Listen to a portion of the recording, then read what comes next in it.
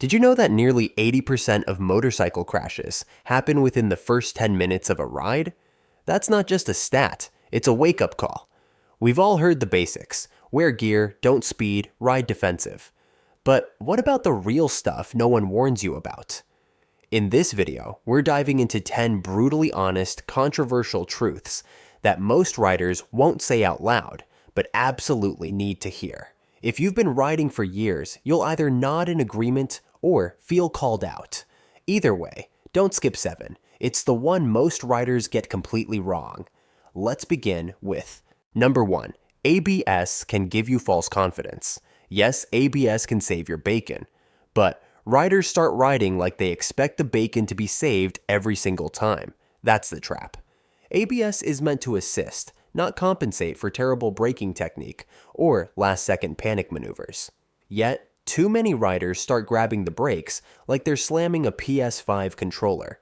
Full send, no finesse, because they assume the system will figure it out. And while ABS can prevent wheel lockup, it won't magically cure poor judgment, bad road conditions, or the fact that you just entered a turn like you're auditioning for Fast and Furious, Motorcycle Drift Edition. It creates a false safety bubble, and when that bubble bursts mid-corner on gravel, guess what? ABS won't fix physics. So, sure, ride with ABS. Appreciate it. But don't let it make you lazy. Number 2. Most loud pipes save lives. Loud pipes don't save lives. They just announce bad decisions in surround sound. Sure, they might make Karen in the minivan look twice when you pass, but let's not pretend noise is a substitute for proper lane positioning, head checks, or brake control. In fact, riders who rely on pipes to be seen often forget the fundamentals, like braking before a curve or not tailgating like you're in a MotoGP draft. Most drivers can't hear you anyway, with their windows up, music blasting, and brains in airplane mode. So if your safety strategy involves screaming V-twins and hoping people just feel your presence like a spiritual vibration, congrats, you're playing motorcycle roulette with extra decibels. Number 3. Tire pressure isn't one size fits all. If you're still blindly following the PSI sticker on your swing arm like it's the 10 Commandments, it's time for a reality check, Moses. That factory recommended pressure, it's a baseline, not a Bible verse. It was designed for an average-sized rider, carrying an average load, riding on average roads with average temperatures. Basically, for a mythical creature that doesn't exist. Add in extra gear, a passenger, or drop the temperature 20 degrees, and suddenly, that recommended pressure isn't so recommended anymore. Track riders adjust PSI for grip. Adventure riders tweak it for terrain. Even sport touring guys know that 2 PSI too much can turn your tire into a brick with a death wish. The truth is, real riders dial in their pressure based on real-world variables: riding style, tire brand, weight load, and weather. Want sharper turns, better traction, and more control? Learn to read your tires like a language, and stop riding like your bike came preset for every possible scenario. Number 4. Track skills don't always work on the street. Look, we all respect the knee draggers and apex hunters out there.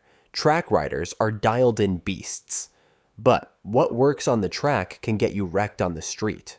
Track environments are predictable. No gravel, no minivans doing surprise U-turns, and definitely no deer launching out of the bushes like furry missiles. Trail braking into a blind corner on your favorite canyon road might feel Rossi level cool, until a pothole, oil patch, or delivery truck ruins your whole career. Street riding is chess with chaos. You need margin, visibility, and a healthy dose of paranoia. Not just lean angles and lap times. So yeah, train on the track, sharpen your precision, but don't roll back onto the street thinking it's your personal circuit. Number 5. Engine braking isn't a braking replacement. Engine braking is great. It feels smooth, saves your brake pads, and makes you feel like a mechanical wizard. But if you're using engine braking as your primary way to slow down, you're doing it wrong. It's a tool, not a substitute.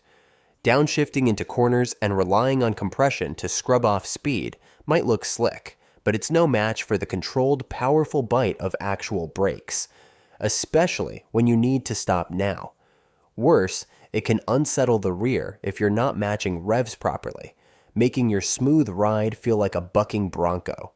And let's be honest, The moment you need to stop in an emergency, your transmission isn't going to save you. Your brakes are. Number 6. Too much gear can make you sloppy. Yes, gear saves lives. Yes, wear it. But let's talk about the uncomfortable truth. Some riders hide behind their gear like a security blanket. And it shows. When you're layered up like a medieval knight, walking like a stormtrooper, and can't feel your levers through 3 layers of armored gloves, guess what? You're not focused on technique anymore. You're wrestling your own gear. Overbuilt boots that kill feel, jackets so stiff you can't shoulder check, gloves that make your fingers clumsy. It all adds up.